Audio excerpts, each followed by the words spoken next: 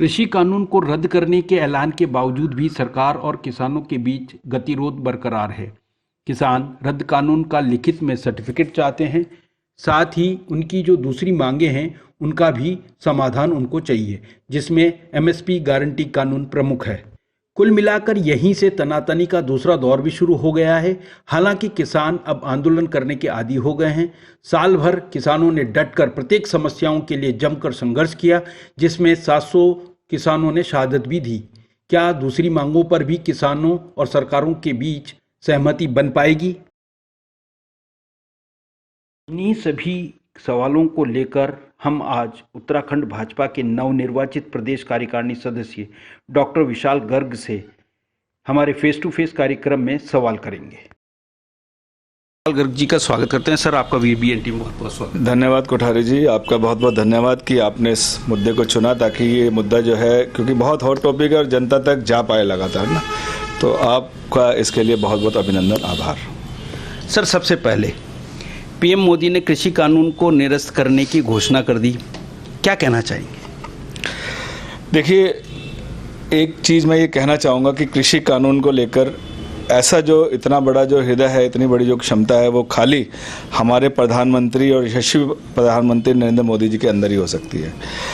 वो जब से सत्ता में आए हैं सन 2014 से, मैं कहना चाहूँगा, तब से उन्होंने यही सोचा कि किस तरह से किसानों के जो जीवन का स्तर है उसको उठाया जाए, किस तरह से किसानों की आय जो है उसको उसमें वृद्धि की जाए, किस तरह से उनकी जो लागत है उसको कम किया जाए, आधुनिक संसाधनों को उनके कृषि के अंदर उनके कहना चाहिए कि उनको एक तरह से कैसे फसल के उसको हम लोग बढ़ा सकते हैं। इन सब चीज़ों को लेकर वो लगातार प्रयासरत तो करे रहते हैं। इन्हीं चीज़ों को लेकर कृषि कानून को उन्होंने जो है वो चाहते थे कि किसान जो है, भारतवर्ष का जो किसान है वो तरक्की कर पाए, भारतवर्ष का किसान है उसका जीवन स्तर उठ पाए। इन सब चीज़ों को लेकर वो कृषि कानून को लेकर आए थे, लेकिन कुछ देश विरोधी ताकतों ने इस चीज़ को इतना ज़्यादा हवा दी। मैं कहना चाहूँगा कि सभी जो ये ताकतें हैं, ये एकत्रित होकर इन्होंने हमारे जो भोले भाले किसान हैं उनको बहुत बरगलाया, और कहीं ना कहीं इस चीज़ को तब नरेंद्र मोदी जी ने ये देखा कि जब ये देश विरोधी ताकतें जो हैं, ये देश के हमारी एकता को, अखंडता को तोड़ने के ही उसमें न काम आ जाए, तो उन्होंने आगे बढ़कर जो कृषि कानून है उनको कहीं ना कहीं वापस लेने का बहुत बड़ा निर्णय उन्होंने खुद लिया, और हम उसके लिए आभारी हैं नरेंद्र मोदी जी के, क्योंकि देश के प्रधानमंत्री का खुद आना और इस तरह से कानूनों को वापस लेना उनका एक बहुत बड़ा हृदय जो है उसको दिखलाता है।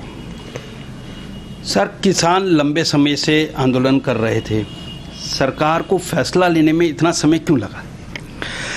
देखिए, सरकार जब कृषि कानूनों को लेकर आई, उसके बाद किसानों का आंदोलन जब शुरू हुआ, तो लगातार बातचीत के जरिए सरकार ये चाहती थी कि जो किसान हैं उनको हम लोग इन चीज़ों को समझा पाएँ।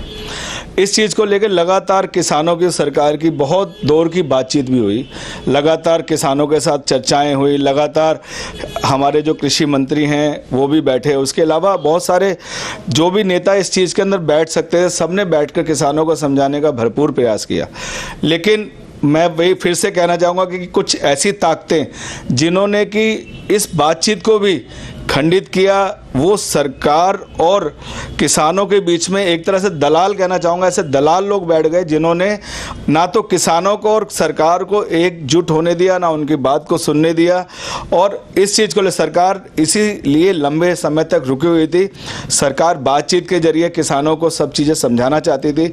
सरकार लगातार बातचीत के मोड में थी, और हर बार आपने देखा, लेकिन किसानों के द्वारा जो आंदोलन है उसको उग्र रूप भी दिया गया। देखिए, लाल किले के ऊपर उन्होंने हमला किया कहीं ना कहीं, तो उसके अंदर अगर लाल किले पे आप हमला करते हैं, अगर आप अभी भी देखिए, किसान कह रहे हैं कि हम लोग अभी जो शीतकालीन सत्र होने वाला है उसमें 1000, टिकैत जी कह रहे हैं कि 1000 किसानों के साथ हम ट्रैक्टर से पहुँचेंगे।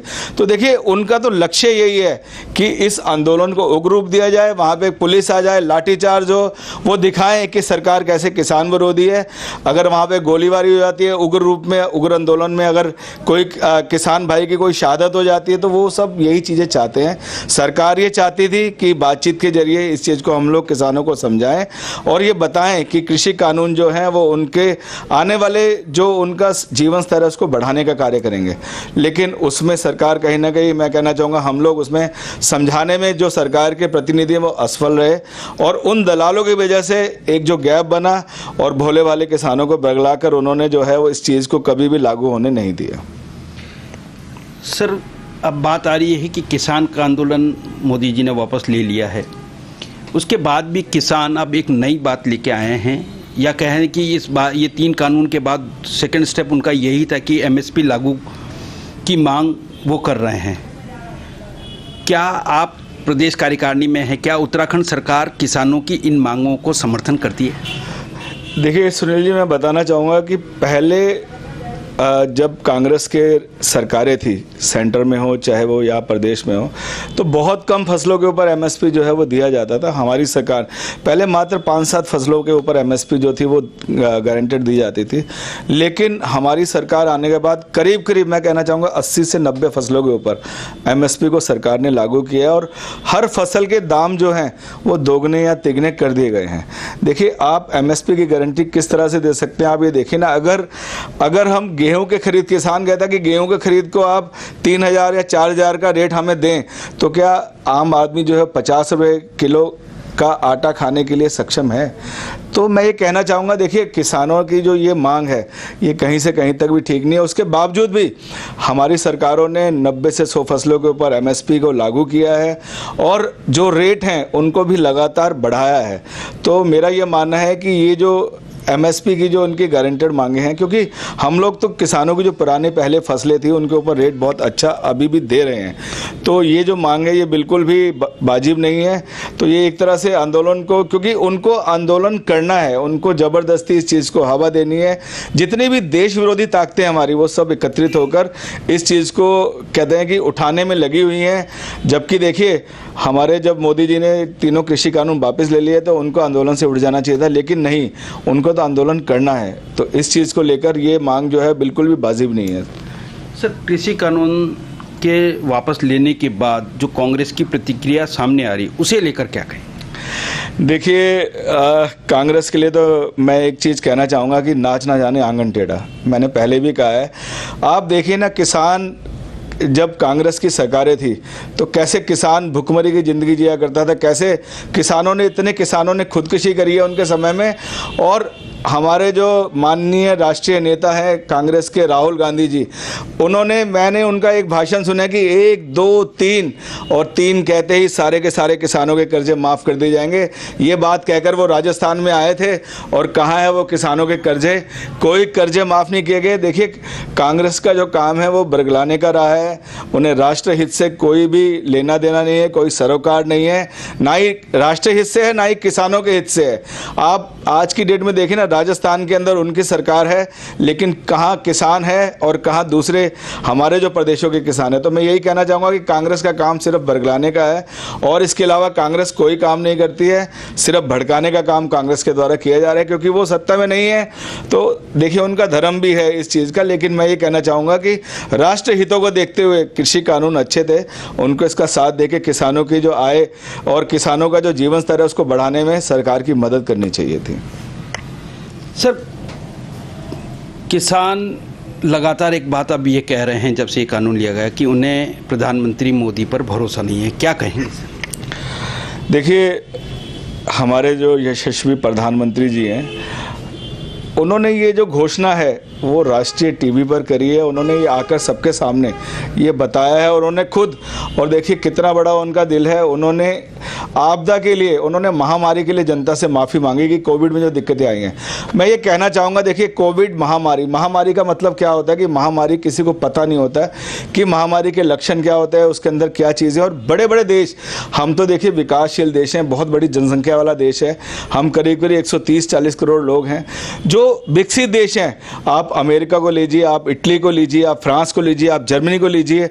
इटली जो विश्व के अंदर सबसे बड़ी सुविधाएं रखता था, आपका स्वास्थ्य स्वास्थ्य की, उनकी सारी की सारी स्वास्थ्य सुविधाएं चरमरा गई। और हमारे यशस्वी प्रधानमंत्री ने सब चीज़ों को संभाल के रखा। उन्होंने देश के डॉक्टर्स को, देश की नर्सेस को एक कहते हैं कि एक नैतिक ताकत दी, जो वो खड़े हुए और देश के लोगों के साथ वो लोग खड़े हुए, देश के लोग खड़े हुए, सामाजिक संस्थाएं खड़ी हुई, और इतना बड़ा वैक्सीनेशन की जो ड्राइव मोदी जी ने चलाई वो अभूतपूर्व है। उसको लेकर मैं कहना चाहूँगा कि देखिए, विदेशों में आज भी तीसरी लहर कहीं ना कहीं शुरू हो गई है, लेकिन हम हिंदुस्तानी इससे बच के रहेंगे, क्योंकि हम लोगों के यहाँ करीब करीब 120 करोड़ के करीब वैक्सीन लग चुकी हैं। तो इन सब चीज़ों को लेकर हमारे प्रधानमंत्री जी ने जो चीज़ें ये बोली, उन्होंने जो कृषि कानून वापस लिए वो राष्ट्रीय टीवी पे लिए, ना कि किसी चुनावी रैली के अंदर। फिर भी उनको गारंटी के लिए अभी विधेयक, अभी शीतकालीन सत्र है और उसके अंदर सरकार ने विधेयक ले भी आई, और जल्द ही इस कानून को सरकार जो है वो संसद में भी वापसी लेकर उनके सामने, उनके समक्ष प्रस्तुत कर देगी। सर, लोगों का एक तर्क है कि जो ये चुनाव, ये जो तीनों तथाकथित काले कानून थे, ये चुनाव फायदे के लिए मोदी जी ने वापस लिए। देखिए सर, मैं एक चीज़ कहना चाहूँगा कि चुनाव तो आते जाते रहते हैं। चुनाव तो एक कहते हैं कि हिंदुस्तान में हर वर्ष किसी न किसी राज्य में चुनाव रहता ही है, और कुछ जो चीज़ें होती हैं वो राष्ट्र हित को लेकर करी जाती हैं।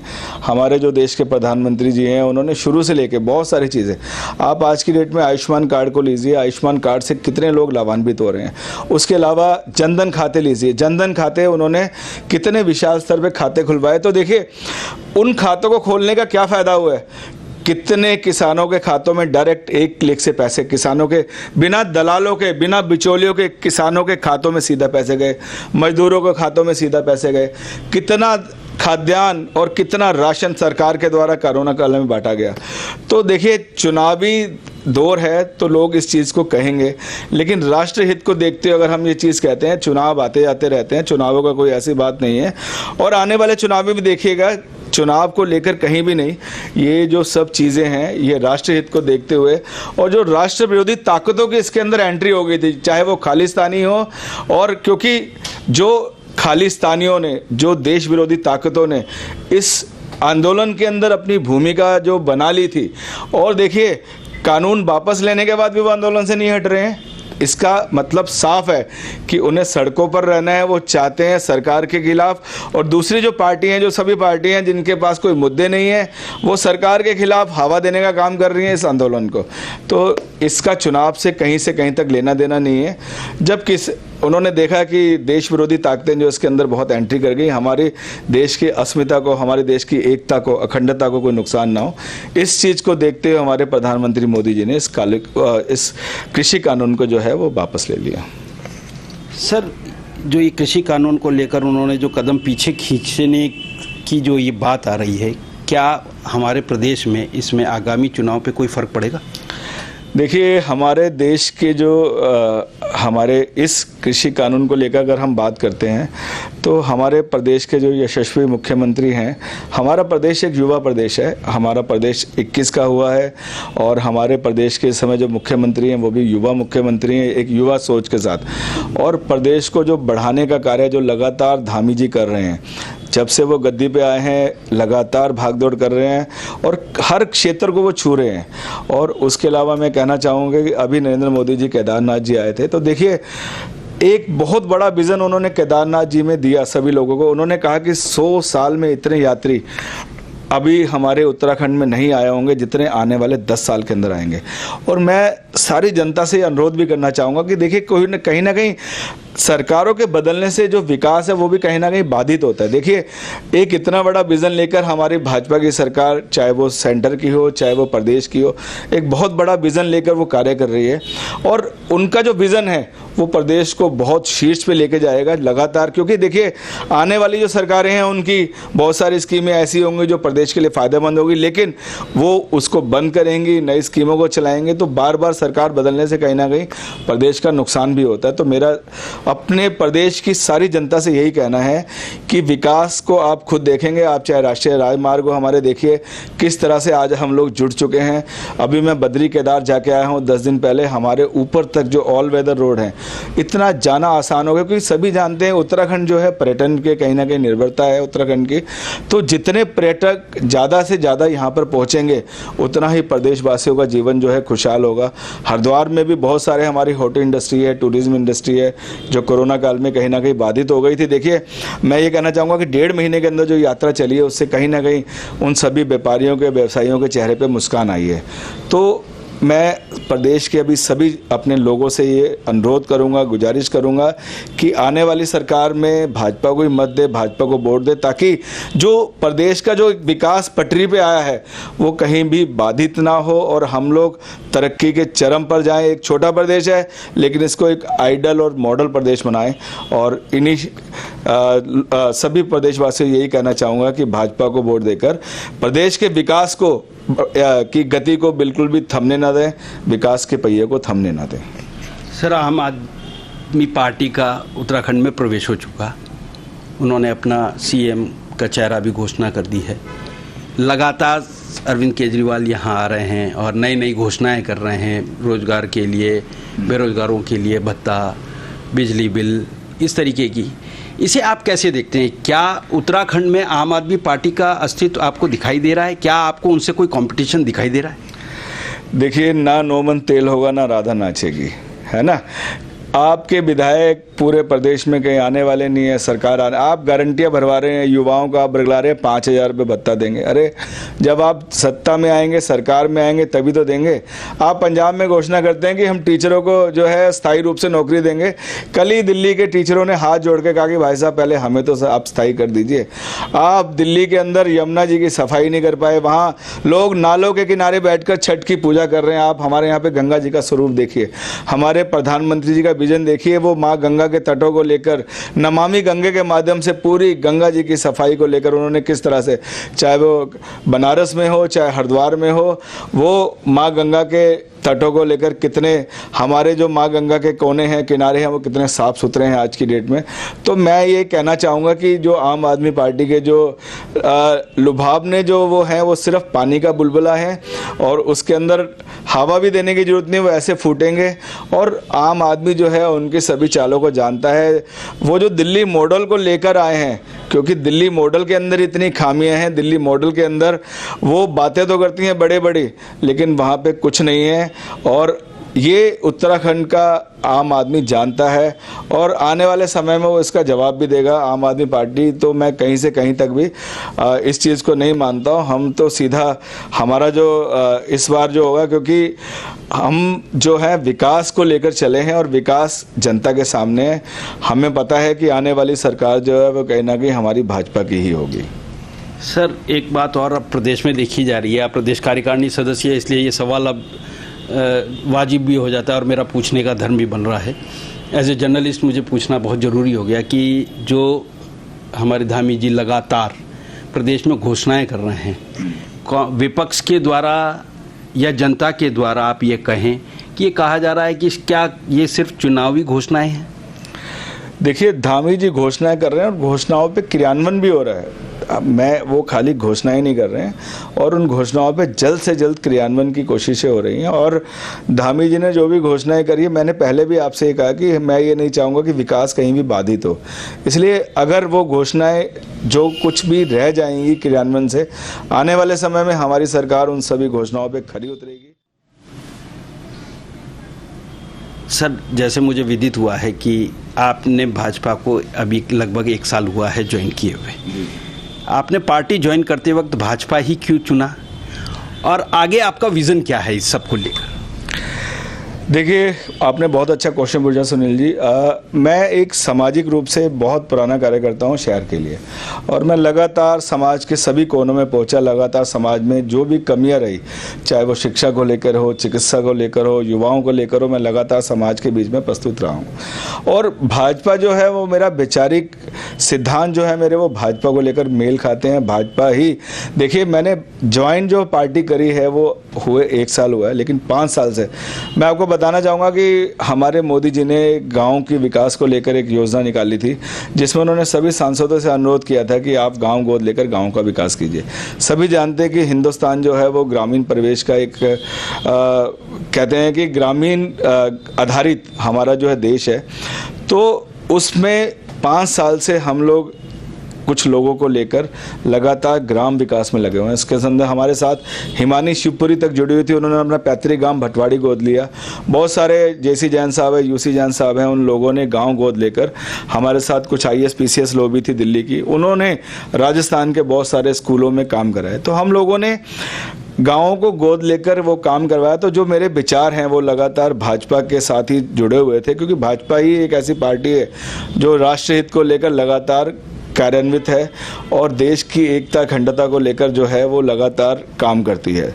दूसरा, मेरा जो पॉलिटिकली आने का कारण ये रहा कहीं ना कहीं, क्योंकि मैं जितना कार्य कर सकता था अपने बिहाफ पे मैं लगातार कर रहा हूँ, लेकिन मेरे भी हाथ एक सीमित हो गए हैं। तो अगर मैं किसी बड़े प्लेटफॉर्म पे बैठूंगा तो ज़्यादा समाज की, ज़्यादा लोगों की, ज़्यादा अपने शहरवासियों की, आसपास के लोगों की सेवा कर पाऊँगा। तो मैं उसके लिए पूरी तैयारी में हूँ, और अगर भगवान ने चाहा और पार्टी ने मुझे मौका दिया तो मेयर हरिद्वार के रूप में मैं चुनकर आना चाहूँगा। और अपने सभी शहरवासी भी जानते हैं और उनकी सेवा के लिए मैं लगातार प्रस्तुत रहता हूँ।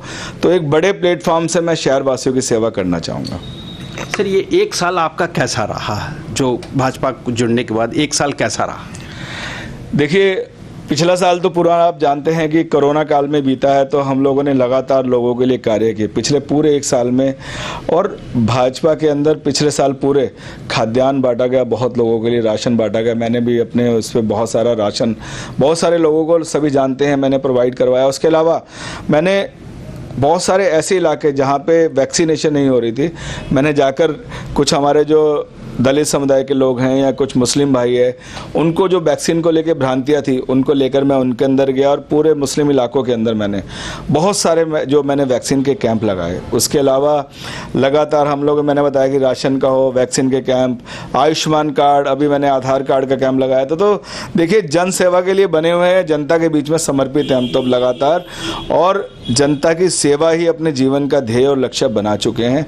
और अब इसमें कहीं ना कहीं बहुत आनंद और मज़ा भी आता है कि अपने आप को जनता के साथ बिजी रखना, अपने आप को जन सेवा में बिजी रखना, जनता के बीच में रहना, उनकी समस्याओं का निराकरण करना, लगातार हम लोग ये कर रहे हैं। और आने वाले समय में और बढ़ चढ़कर हम इस चीज़ को भी लीजिए कि उन्होंने कितने बखूबी एकदम राजनीतिक बनाकर ही सवाल दिए हैं, सामाजिक सवाल नहीं दिए हैं।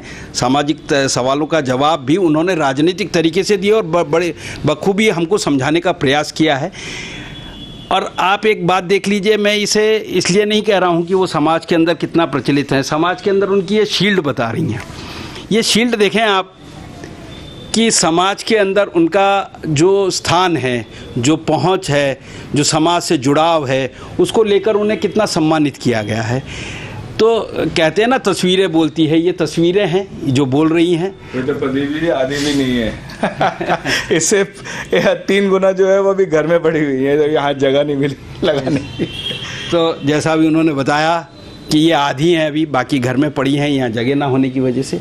पर कहीं ना कहीं वो समाज से इधर इस कदर जुड़े हुए हैं कि समाज की सारी समस्याएं, इवन राष्ट्र हित की जो समस्याएं थी, किसान जो अभी वर्तमान में सबसे बड़ी राष्ट्र हित की जो समस्या है या सबसे बड़ी जो लड़ाई थी किसानों की, उस पर भी कितनी बेबाकी से उन्होंने राजनीतिक तरीके से अपने बात रखी है।